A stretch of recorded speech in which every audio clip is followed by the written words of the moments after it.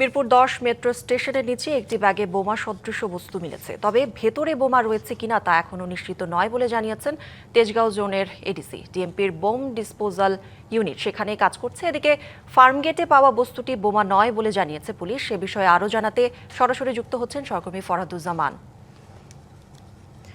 ফরহাদ, আমরা কিন্তু এর আগেও দেখেছি যে যত্রতত্র বোমা সদৃশ বস্তু পাওয়া যাচ্ছে এবং এবার মিরপুর এবং ফার্মগেটেও মেট্রো স্টেশনের নিচে একটি ব্যাগে বোমা সদৃশ বস্তু পাওয়া গেছে। ডিএমপির বোম ডিসপোজাল ইউনিট তো রয়েছে সেখানে, আপনি রয়েছেন সেখানে, কিছু বলেছে কিনা বোম ডিসপোজাল ইউনিট? এবং ফার্মগেটে যেই বোমা সদৃশ বস্তুটি পাওয়া গেছে সেটি বোমা নয় বলে জানিয়েছে পুলিশ। মিরপুর 10-এর সার্বিক পরিস্থিতি জানতে চাই। আপনি জানেন যে গত কয়েক মাসে রাজধানী সহ দেশের বিভিন্ন স্থানে কিন্তু এই বোমা বিস্ফোরণের ঘটনা ঘটেছে। একদম সর্বশেষ যদি বলি, গত সপ্তাহে গত 24শে জুলাই মতিঝিলে একটি বোমা পাওয়া যায়, ছাতির মতো করেছিল। সেখানে কিন্তু আমরা দেখেছিলাম যে সেই বোমাটি ডিএমপির বোম ডিসপোজাল ইউনিট কিন্তু উদ্ধার করেছিল এবং সেটা সেখানেই বিস্ফোরণ ঘটিয়েছিল।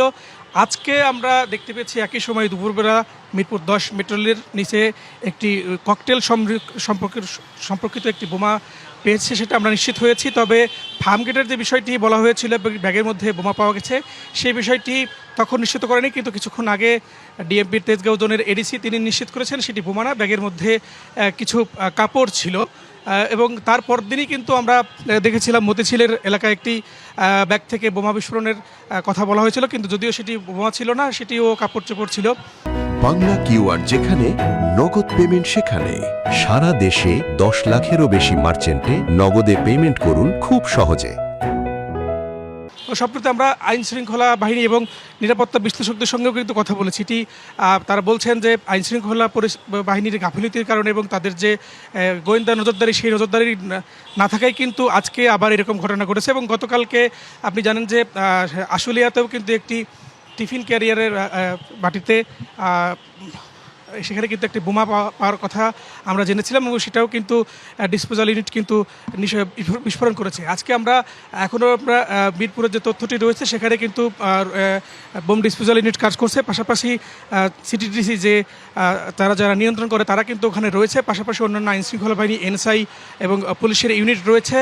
তারা আমাদেরকে জানিয়েছে একটি ককটেল টাইপসের বোমা তারা পেয়েছে এবং তারা সেটি নিয়ে কাজ করছে।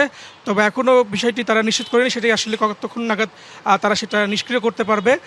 আমরা আজকে এই পরিস্থিতির পর আমরা কিন্তু অপরাধ বিশ্লেষকদের সঙ্গে কথা বলেছি। তারা বলছে যে যদি মতিঝিলের ঘটনার পর সুষ্ঠু তদন্ত হতো, আসামি গ্রেপ্তার হতো, তাহলে হয়তো আজকে এমনটি নাও ঘটতে পারত।